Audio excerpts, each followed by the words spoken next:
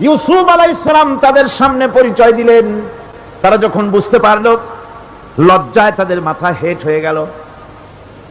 হযরত, তারা এক তো লজ্জা, আর 2 নম্বরের ভয়, জান নিয়া কেনানে কেউ ফিরে যাইতে পারবো না। এখন অবস্থা হয়েছে যে জীবনই যায় নাকি এখানে। হযরত ইউসুফ আলাইহিস সালাম ভাইদের এই করুণ দুরবস্থা বুঝতে পারলেন। বুঝে চরম ধৈর্য ধরে তিনি কি বললেন?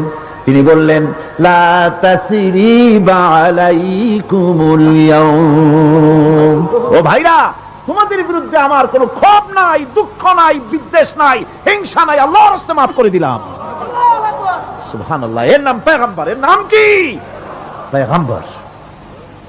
কিসের লেনিন, কিসের মার্কস? জওয়ানেরা, ভুল পথে মানুষ চলেছিল, আলহামদুলিল্লাহ আল্লাহ এগুলারে ডাস্টবিনে ফালাই দিছে। কারণ আলহামদুলিল্লাহ, আলহামদুলিল্লাহ। পয়গম্বর কারে